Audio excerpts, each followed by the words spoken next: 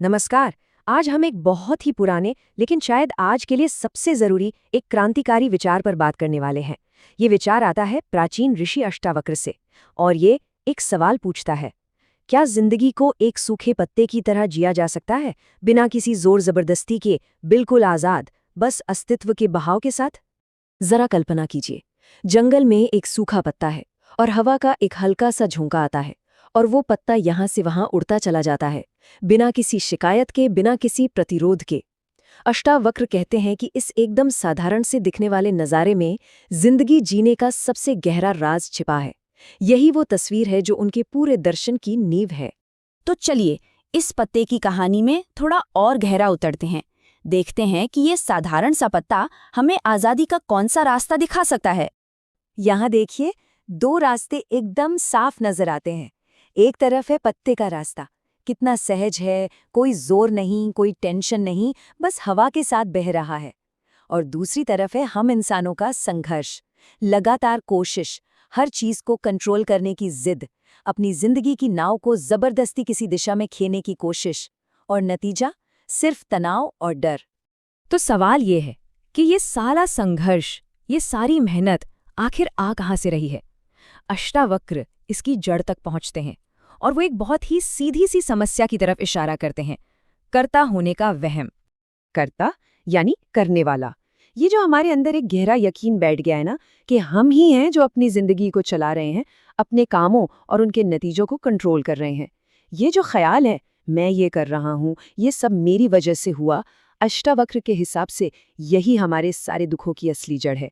अष्टावक्र इस बात की गंभीरता को समझाने के लिए एक बहुत ही, कह सकते हैं, चौंकाने वाली उपमा देते हैं। वो कहते हैं, मैं करने वाला हूं, ये ख्याल वो जहरीला काला सांप है जिसने तुम्हें डस लिया है। मतलब ये कोई छोटी मोटी गलती नहीं है, ये एक जहर है जो हमारी पूरी चेतना में फैल चुका है। तो फिर इस जहर का तोड़ क्या है, इसका इलाज क्या है? अष्टावक्र कहते हैं कि इसका सिर्फ एक ही अमृत है, बस एक विश्वास, मैं करता नहीं हूं। सुनने में ये एक छोटा सा बदलाव लगता है ना, पर इसमें हमारी पूरी जिंदगी को बदलने की ताकत है। अच्छा, तो अगर हम करने वाले नहीं हैं, तो फिर हम हैं क्या? ये सवाल तो आएगा ही मन में। चलिए आगे देखते हैं कि अष्टावक्र हमारे असली स्वरूप के बारे में क्या बताते हैं। अष्टावक्र बहुत साफ कहते हैं कि हम वो 5 तत्व नहीं हैं जिनसे ये शरीर बना है। हम न तो मिट्टी हैं, न पानी, न आग, न हवा और न ही आकाश।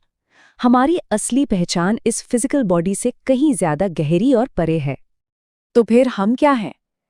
हम हैं वो शुद्ध चेतना, वो साक्षी, एक न्यूट्रल गवाह जो शरीर और मन में हो रही हर हलचल को बस देख रहा है, बिना किसी दखल के, बिना किसी जजमेंट के। इस बात को ऐसे समझिए, जैसे एक विशाल गहरा समंदर हो। वो है हमारा असली स्वरूप, शांत, स्थिर। और जिंदगी में जो कुछ भी होता है, सुख दुख, मिलना बिछड़ना, जन्म मृत्यु, वो सब सतह पर उठती लहरों की तरह हैं। लहरें आती हैं, चली जाती हैं, पर गहरा समंदर हमेशा वैसा ही रहता है, अप्रभावित। ठीक है, ये सब सुनने में तो बहुत गहरा और अच्छा लगता है, पर इसे रोजमर्रा की जिंदगी में कैसे उतारें? उस पत्ते की तरह हवा को सरेंडर करने का आखिर मतलब क्या है? यहाँ एक कॉन्सेप्ट आता है प्रारब्ध का। प्रारब्ध को आप वो अनदेखी शक्ति या नियति समझ सकते हैं जो हमारे पिछले कर्मों के आधार पर शरीर से काम करवाती है। यही वो हवा है जो उस पत्ते को उड़ा रही है। और समर्पण का मतलब है इस शक्ति के आगे अपने कंट्रोल करने की जिद छोड़ देना। लेकिन एक मिनट, ये समझना बहुत जरूरी है कि समर्पण का मतलब क्या नहीं है। ये आलस बिल्कुल नहीं है, ये गैर जिम्मेदारी भी नहीं है, और ये हार मान लेना तो कतई नहीं है। असल में ये एक बहुत ही हिम्मत वाला काम है। असली समर्पण तो हमारे अहंकार की उस जिद का पिघल जाना है जो हर चीज को अपने हिसाब से चलाना चाहती है। ये कर्ता होने की पहचान को छोड़ने का साहस है। ये एक योद्धा का काम है, किसी कायर का नहीं। तो सोचिए, वो इंसान कैसा होगा जिसने इस तरह जीना सीख लिया है। जब कोई सच में एक पत्ते की तरह हो जाता है, तो उसे किस तरह की आज़ादी महसूस होती है? ऐसा आज़ाद इंसान, उसे ना तो तारीफ से फर्क पड़ता है, न बुराई से। उसे मौत का डर नहीं सताता। उसके लिए सोना और मिट्टी का ढेला एक बराबर हो जाते हैं। वो काम तो करता है पर नतीजों से नहीं चिपकता, और ये दुनिया उसे एक जादुई खेल की तरह नजर आती है। और फिर अष्टावक्र एक बड़ी मजेदार लेकिन बहुत गहरी बात कहते हैं। वो उस महा आलसी ज्ञानी की तारीफ करते हैं जिसके लिए पलक झपकना भी एक मेहनत का काम है। अब यहाँ आलस का मतलब वो नहीं जो हम समझते हैं।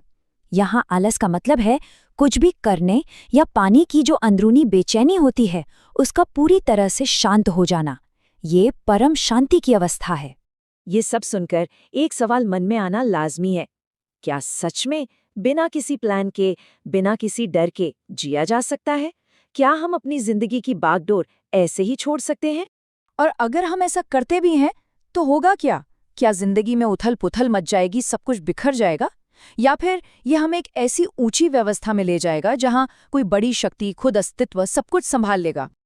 अष्टावक्र का जवाब एकदम सीधा और दो टूक है। वो कहते हैं, अपने अज्ञान की जंजीरों को काट दो, और इसके लिए एक ही तलवार है, ज्ञान की तलवार, जिस पर लिखा है मैं सिर्फ चेतना हूं। ये कोई लंबा चौड़ा रास्ता नहीं है, ये एक सीधी और इसी पल में होने वाली समझ है। और आखिर में उनका अंतिम और सबसे गहरा निर्देश यही है, बस खुद को जान लो और सुखी हो जाओ, अभी इसी पल। खुशी किसी भविष्य की चीज नहीं है जो मेहनत करके मिलेगी, वो आत्मज्ञान के साथ यहीं और अभी मौजूद है।